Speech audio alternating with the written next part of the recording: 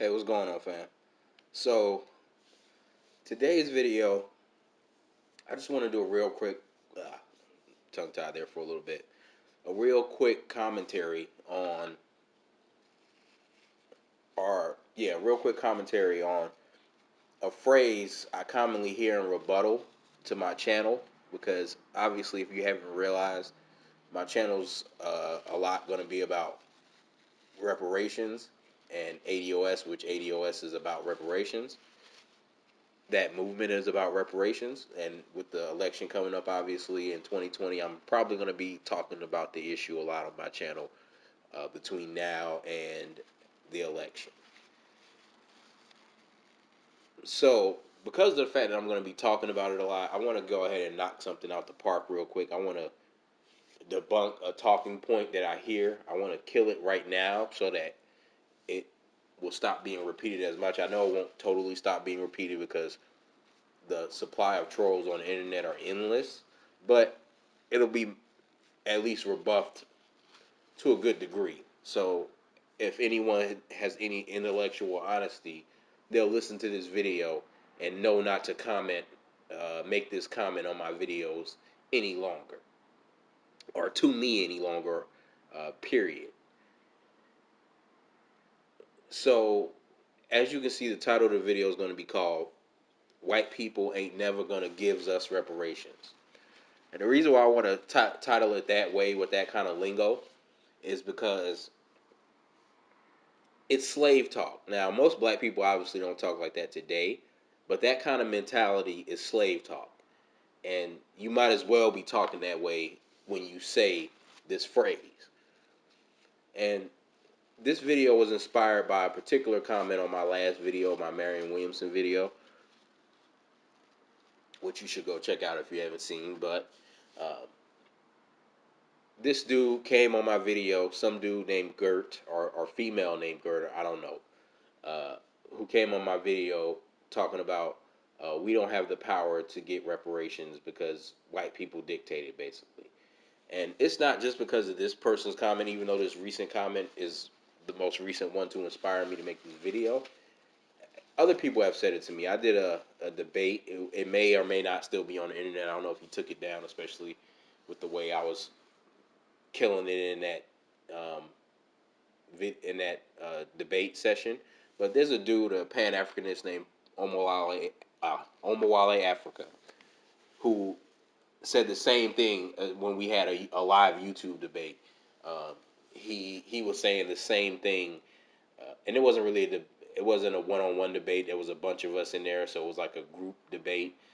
But anyway, one of the things he was saying was, uh, "You guys ain't never going to get reparations," and I want to address that. I want to address this talking point that basically, and it's coming. And what I want to do is point out it's coming from different people, different political persuasions.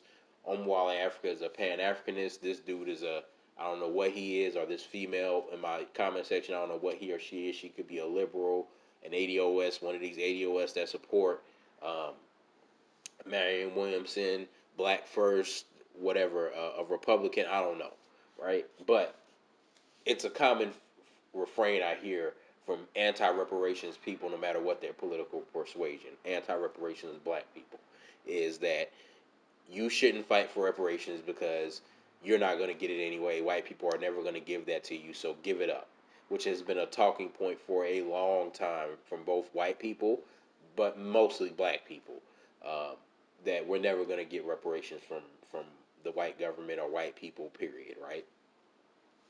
And let me address that point. First of all, once upon a time, even talking about reparations uh, in a presidential primary was unheard of, unthinkable. 5, 10 years ago, that was a fantasy that of only the most radical black person that would ever happen, right? Now it's a serious thing within a matter of a few years. So we've gone from 50, 100 years of political discourse where reparations was not even on the table. If it even came up before, it was a one-time question, and the answer was no, boldly. And the candidate, whether they were black or white, and I know about Barack Obama's opposition to reparations, they got no real pushback for it. It was just accepted. Yeah, of course you said no. Now, that's controversial for a Democrat. Obviously, it's not for a Republican, but it's pretty much controversial for any Democrat to outright say no. Even Bernie, who was saying no, had to back up and provide fake support for reparations, like all the Democrats are providing fake support for reparations, by the way, including Marianne Williamson. But that point aside, because I don't want to dive into that rabbit hole. That point aside, none of the Democrats can openly oppose reparations. Barack Obama won 2 presidential elections in a row openly opposing reparations. So that tells you how far we've come in such a short amount of time. So that's number one to that hopelessness talking point that we can't never get anything. We've already shown that we can make progress. That's number one. Number two, I know, and in other intelligent black people know, that it is extremely unlikely that we will get reparations in this upcoming via this upcoming election cycle.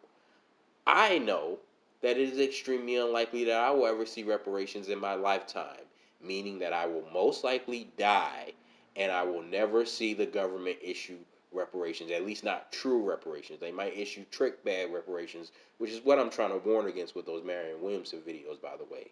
But they will not, I most likely know that they will not issue true reparations, and that is cash payments. Does not have to be entirely cash payments, but partial cash payments, a package in the trillions that includes partial cash payments along with other things like uh, job guarantees for African Americans, things like that, possibly. But number one would be that it has to include a cash payment. It has to include a cash payment. That's just what's right. But again, that's another discussion for another day. I don't want to dive off into that discussion for too long. But anyway, my point is that I know most likely I will not see reparations in my lifetime. That is not something that I'm looking forward to. But what I'm engaged in, what other intelligent black people are engaged in, is we are aware that we are in this for the long haul. What we are doing is we care about, even if we don't see the reparations ourselves, we care about future generations of black people. I don't even have children, but a lot of people in this movement do have children. But whether you have children or not, we actually care about the future generations of black people. We don't want them to be condemned to what the life that we are going through, the police brutality, mass incarceration, median wealth by 2053 XYZ that we're projected to have. We don't want to subject them to that because we're, I guess, kind of okay or happy in our slavery or on our plantation. But, and excuse me for the sniffling a little bit, I've been having allergies real bad. But we we care enough about not only ourselves, which we do care about ourselves, which is partly why we're fighting, obviously, but also about future generations of black people. And what a lot of these black people who are coons in various ways, whether you're a Sambo for Marianne Williamson, you're a Sambo for the Democrats, you're a Sambo for the Republicans, whatever you are, that you're doing that's counterproductive to black survival, particularly in America, but also around the globe, because black people are not in a good condition anywhere on the planet. Not really. There's a few people here and there, obviously, but for the most part, we are not in a good condition on this planet. We are in a downtrodden position worldwide, and we're headed for worldwide extinction. But American black people are headed for the first extinction, it looks like, if things keep going the way they're going. But anyway, I digress.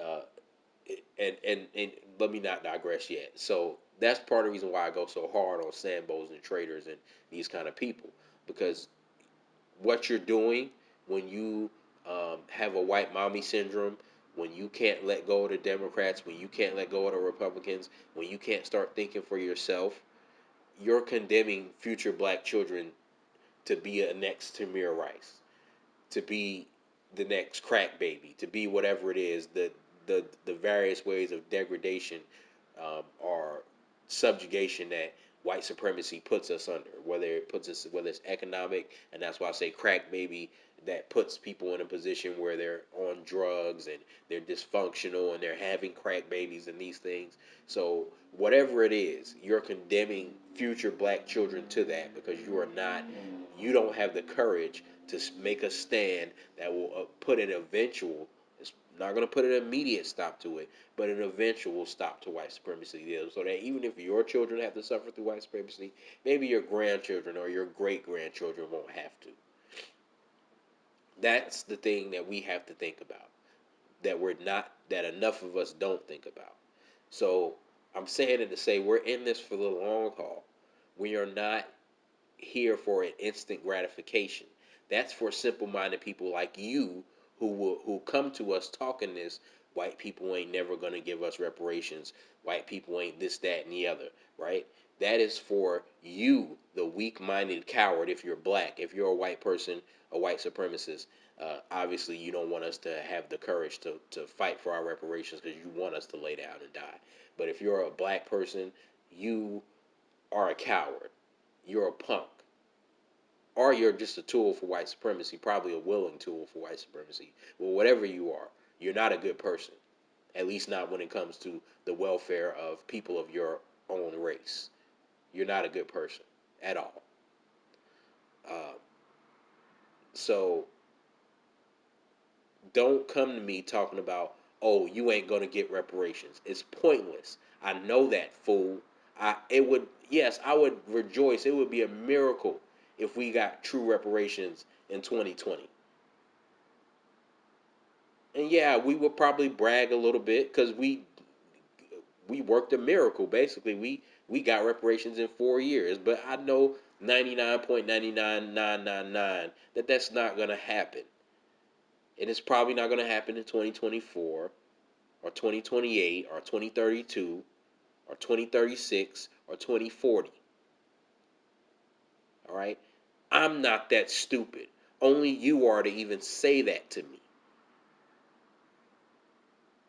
And also with this whole how white people dictate, and I was gonna read this dude's comment, but I'm not now. I was gonna read this Gerd dude's comment because he was talking about how black people don't have power, and that's why we shouldn't I guess we shouldn't be fighting for reparations. I don't know what his point was, but if that's the case, of course we don't have power. That's why I use the term white supremacy and white supremacist all the time, because black people do not have power in this society, in America or anywhere on the planet, really. We don't have power. That's why I use that term. Not because I feel like white people are genetically or intrinsically supreme, but because they are in a materially superior position. It's just like if you have a boss at work. That doesn't mean that your boss is smarter than you. A lot of people are smarter than their bosses. And so that doesn't mean that your boss is smarter than you, looks better than you, is stronger than you, is whatever, right? It just means that they're in a superior position to you. You are a subordinate. They are a superior. That is actually a literal term that people use in workplaces sometimes. So that's only so outrageous because so many white supremacists like to deny white supremacy, and so many black people and other non-white people also like to deny white supremacy because they don't want to face the reality that they're a victim of white supremacy. So nobody needs to educate me on this channel about how black people are powerless or what we don't have the power to do. I'm well aware of that. That's why my channel exists, is to try to help change that. But in the meantime, what do? Do we lay down and die? Do we volunteer to go back and be slaves on the plantation since there's no hope and that we're going to be under white supremacy for eternity? No, that's for you, coward. That's not for me. That's not for the people who think like me. And this is also goes back to why I delete comments, because what I've learned in my time being on the internet is that it's full of trolls. Even if the people are not trolls in everything that they do on the internet, but whether it's Facebook, whether it's Twitter, whether it's YouTube, whether it's Instagram, there are so many people who are not serious. They just want to say anything they can to derail the discussion, especially if they don't have a substantive rebuttal for what you're saying. They just want to derail the discussion. And I'm not going to allow that on my channel. I've already talked about how I don't care if I have 5 followers on my channel. We're going to stay on goal. We're going to stay on task on my channel. So if you want to come here and troll and you're not saying anything that's serious or substantive, it's just babble, I'm probably going to delete your comments. I might engage with you. I do engage with a few. I don't delete everyone's comments. I am open to discourse. But if I feel like your comment is just empty babble and rhetoric, I'm going to delete it, whether you like it or not. And I'm also speaking on that because a lot of people were whining about, oh, the fact that I delete comments, which I deleted some of those comments, is because I'm not here for empty rhetoric and babble and trolling and distraction. Whether you agree or disagree, come serious with something substantive, or I'm deleting and blocking you because this is a serious channel. This is not a channel for games. This is not a comedy channel. This is not a jokey joke channel. There's plenty of channels out there for that, and I'm subscribed to some of them. So if you want jokes, go subscribe to them channels. But this channel is about seriousness. But anyway, fam, that's it. That's the video. Like, share, subscribe. Thanks for listening. Peace.